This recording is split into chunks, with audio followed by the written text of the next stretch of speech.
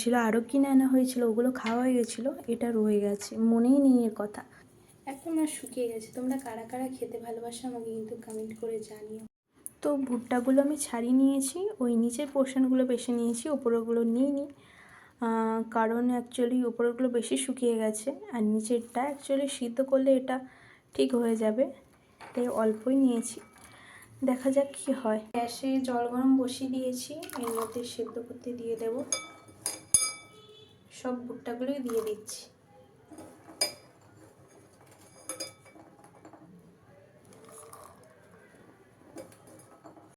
Sweet কর্নগুলোই গোলমরিচের গুঁড়ো, bit লবণ আর মিউনিস দিয়েছি, আর একটু লেবুর রস দিয়েছি। বাটারটা আর দিইনি মিউনিস দিয়েছি বলে, আর মিউনিসটা একদম অল্পই দিয়েছি। যাই হোক, এটা আমার ইভিনিংয়ের স্ন্যাক্স হিসাবে খাওয়া হয়ে যাচ্ছে। তো তোমরাও কী কী খেলে স্ন্যাক্সে কমেন্ট করে জানিও।